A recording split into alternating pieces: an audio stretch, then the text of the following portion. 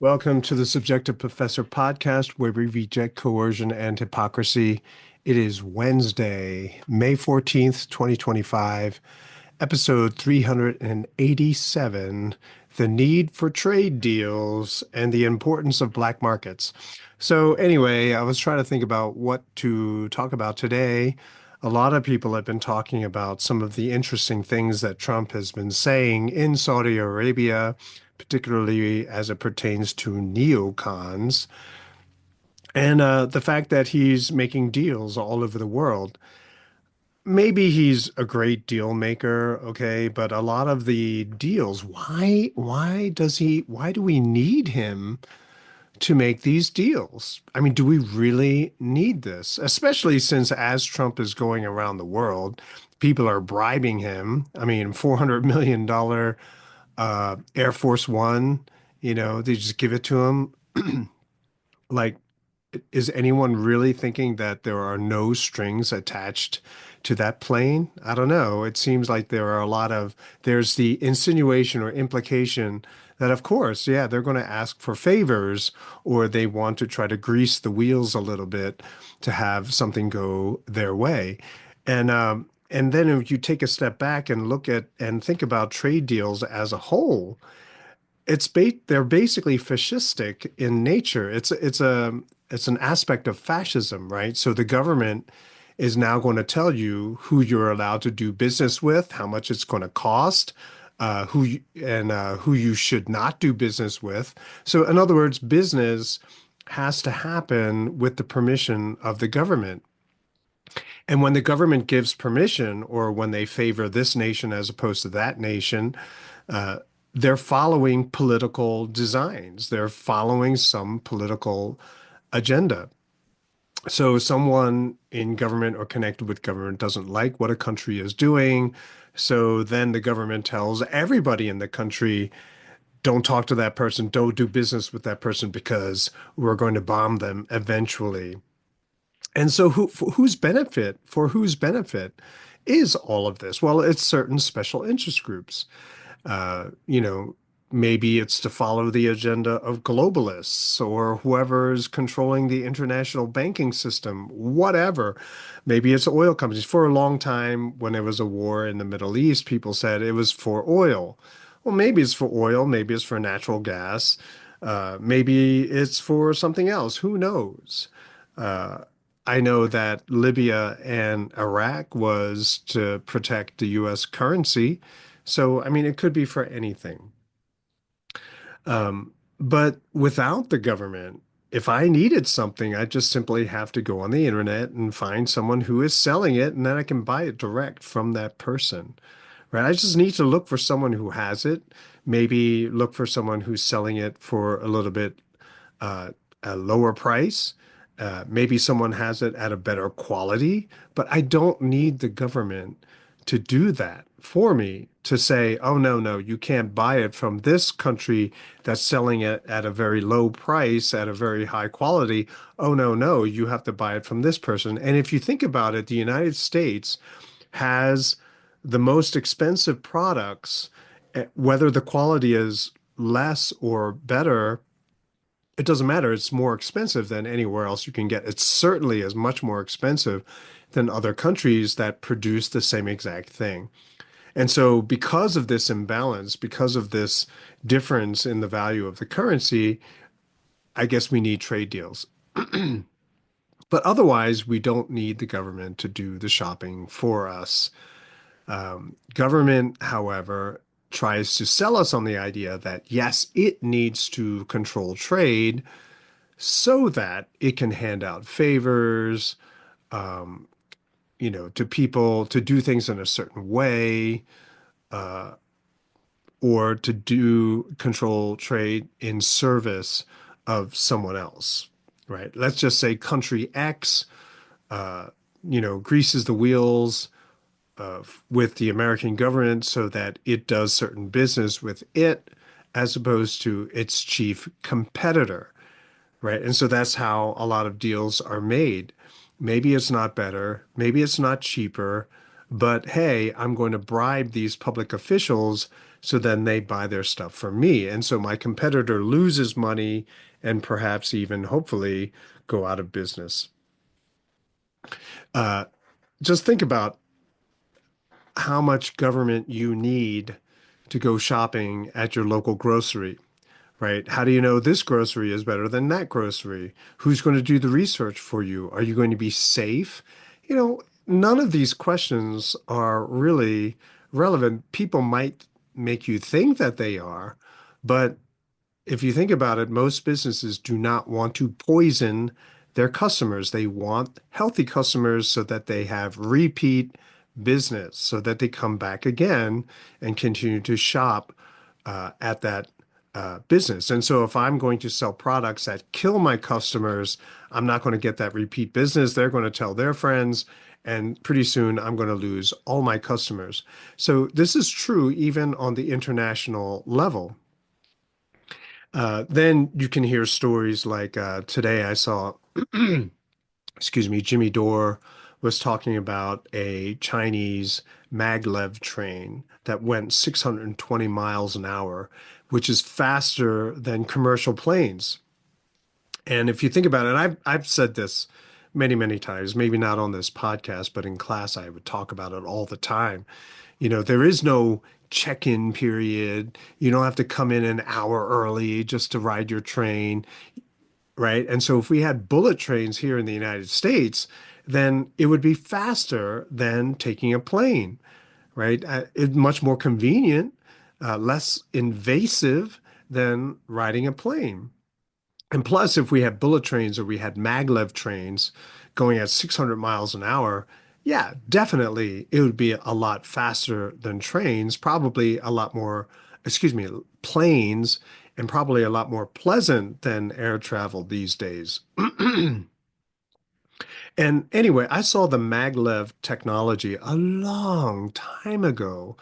It's been around, and I guess now they've perfected it so they can use it for a train.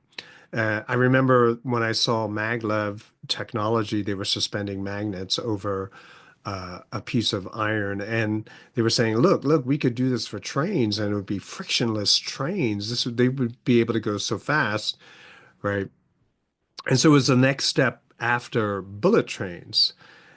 I don't know how that was decades ago, and we still don't have a bullet train, right? Our trains in America barely make it over 75 miles an hour, and they crash all the time, right? And uh, there are very few places where you can actually ride a train to get to where you need to go, which is why so many people would prefer air travel. But then you realize that the reason why people take the plane more often than a train is because the airline industry is heavily subsidized. It's subsidized.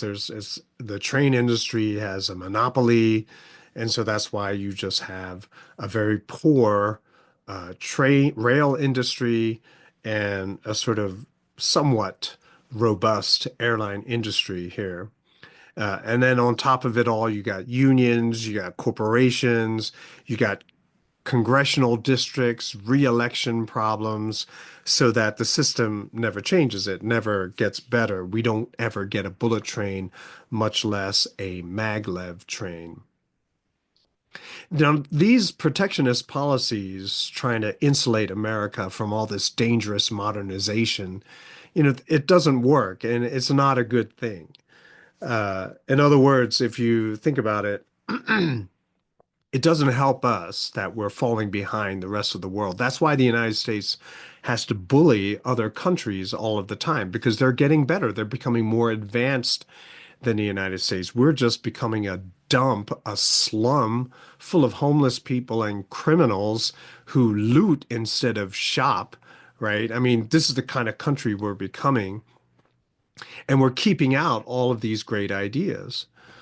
Well, thank goodness there's a black market because eventually society is going to collapse and we won't be able to have access to certain goods because the government has protected us from getting food or some of the equipment that we need so much, right? They put up all these trade restrictions.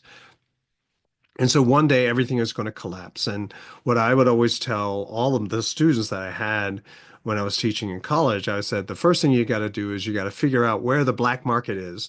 And it's funny because they would all gasp. They would be like, what do you mean? Are you encouraging crime? Right? But the black market or the shadow market is basically all that is untaxed trade, right? It's trade that happens which is not taxed. This is an age-old tradition of smugglers everywhere, right? So there's a new trade restriction, excise, customs tax, right? Tariff that you have to pay when you bring a luxury good into this country. And so to avoid paying that tax, you smuggle it in, right? And that is the black market, right? Untaxed trade. Yeah, sure, you can say that it's also criminal behavior. People, when you talk about black market, you think of illegal drugs and stuff. But yeah, but again, it's the same thing. You're not paying taxes on those drugs, right? And that's the condition that which makes it the black market or the shadow market.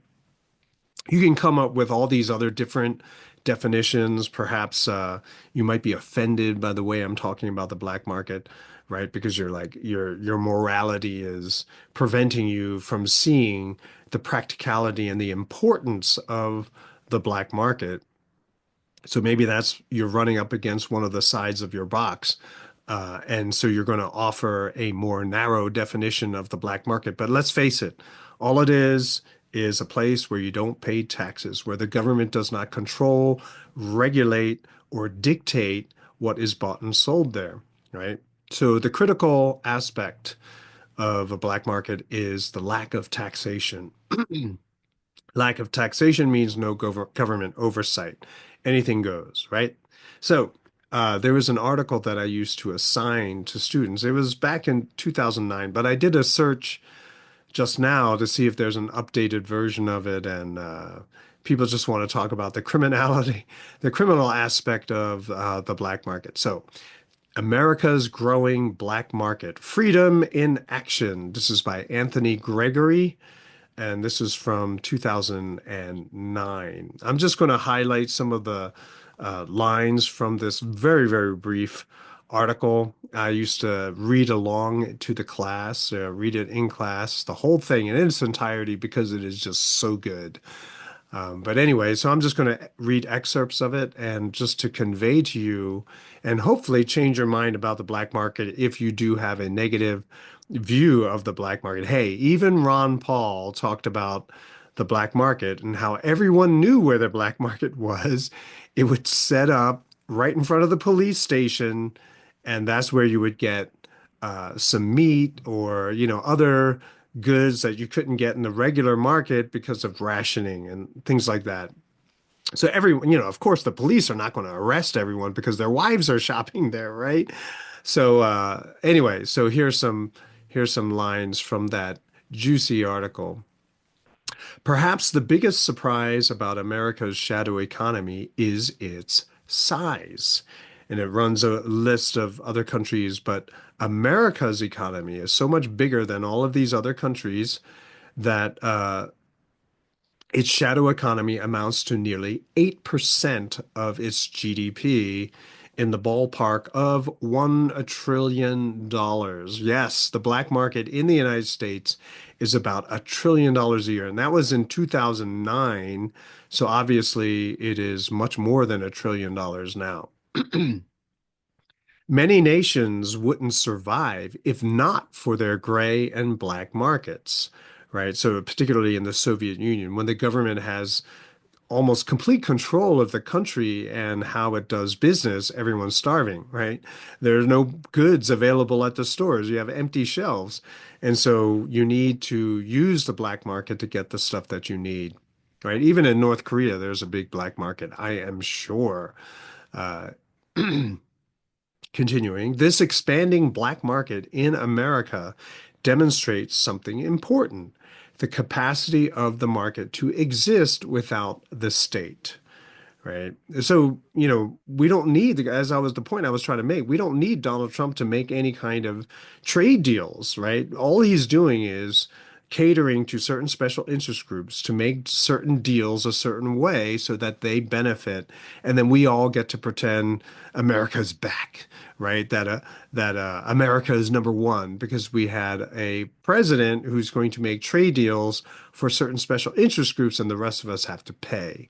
It has nothing to do with best quality or lowest price. It's just catering to certain special interest groups. Now, in continuing in the article, in a free market society, there would be no black market as such. Of course not, right? Because everyone would be free to buy and sell whatever it is that they want. And the government would be non-existent. And so there's no taxation. So there's no reason to try to hide, smuggle, or do anything on the down low or be low key about anything, right? Because there's no tax.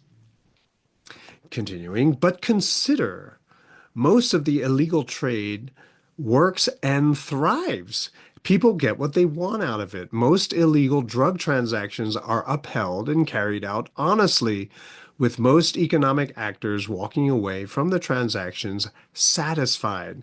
This all happens not just in the absence of government protection of contracts, but in the face of outright government hostility, prohibition, policing, and threats of jail time. Right. And so if you think about it too, and I'm not advocating illegal drug use, but a lot of overdoses happen because of increased interdiction. And so drug dealers on the street, they have to start diluting the drugs they sell. And so when the supply lines are reopened, they return to regular strength. But of course, a lot of drug users don't realize that the strength has now returned to normal and they overdose. At least that's what was usually said in these seminars that I would go to.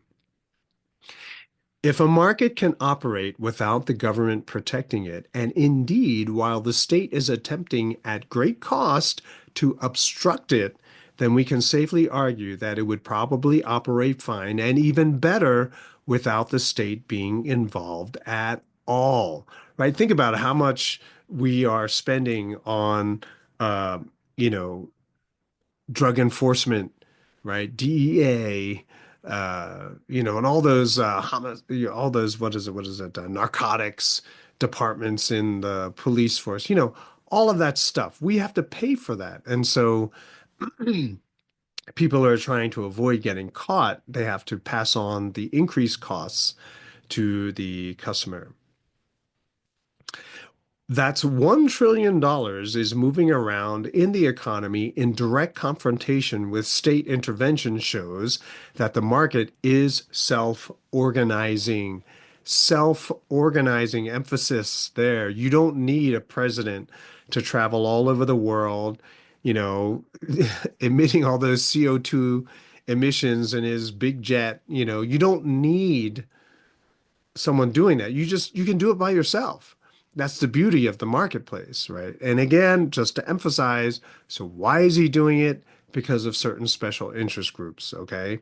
Certain people want to make a lot more money, and so they're going to use the president to do it for them. And it's a method that goes all the way back to the Barbary pirates, right?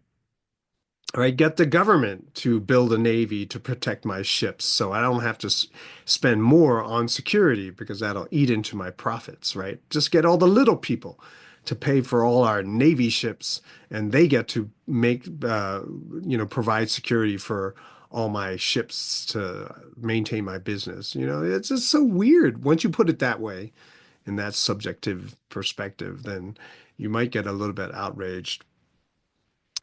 And can we really believe that there is less of this in the legal regulated economy? That's fraud. Okay. I'll read that again and I'll put fraud in there. And can we really believe there is less fraud in the legal regulated economy? It seems to me the more involved the state is in overseeing the economic sector, banking, military, spending, education, healthcare, the more we see corruption, waste, and fraud. Duh. This is because the state itself represents the legitimation of violent and predatory behavior, and the more it expands its role in overseeing and attempting to direct the economy, the more illegitimate and dishonest behavior gets the state's official seal of approval and protection through the force of law. The state allows corrupt business practices to operate under the facade, the fake front of legitimacy. The black market, on the other hand, must exist with efficiency and mostly with honesty so as to overcome the cost of avoiding government obstacles and detection. That's pretty crazy, right? And you can just think of all the Ponzi schemes that the FCC couldn't catch, right? But that's their job is to find cheating in the stock market, and they never find it. Law enforcement never stops all of the drug smuggling, right? They can't, right? They're always behind. And so, uh, anything that they do say. I mean, even the FDA, when they say, oh, FDA seal of approval, yeah, people are still getting the occasional E. coli poisoning, right? And so the seal of approval is just simply the legitimation or hiding the fact that there is fraud and failure on the part of these government regulatory agencies. And finally, most of the black market is much more peaceful than the drug market, since it's just taxes and regulations rather than ironclad punitive drug laws that are being avoided, right? And I would argue that even the drug market, it's more about taxes too. You can see that with the whole legalization of marijuana. The first thing that he did was heavily tax it, right? All right. So, competition, reputation, and arbitration would allow for a more honest market than we see today, either below ground or above the board, right? And so that was that article, really short, really hard hitting, dropping all these facts on people. So, see, we don't need government. What we need is more freedom, right? Let the corrupt fend for themselves. Leave the rest of us alone. You know, trade Trump might make a trade deal, but the rest of us should have the option to say, okay, yeah, but I won't take advantage of that deal because I see a better deal over here. And the more of us that do this, or have at least have this attitude, then the better we'll be better off. We'll be better off, right? Look at the Houthis, for example. A lot of people say, oh, but we need the government for protection. Do we really, though? I mean, look at the Houthis. They're able to fight back against American aircraft carriers, right? I mean, two F-18s were lost off of the, what is that, what they call it, the Scared Mouse aircraft carrier? I forget what it's called, but um, right, basically it it's a frightened little mouse, and so it's not the Harry S. Truman, it's the frightened mouse aircraft carrier. So these people who are supposedly primitive and impoverished, they're able to make an aircraft carrier turn so hard that an F-18 falls off its deck, right? So even the war argument, oh, we need government to protect us in times of war against an advanced civilization. No, yeah, that argument is heavily weakened. I mean, think about it. If we can subcontract our own military protection, then we wouldn't need this Leviathan of the Pentagon. So, in conclusion, freedom of the individual for the win again. And that's it for this episode. Hope you enjoyed it. I love talking about the black market, especially since when I would talk about it, a lot of my colleagues in the university would gasp, right? They would just be horrified, which made me enjoy it even more. So I will talk to you next time.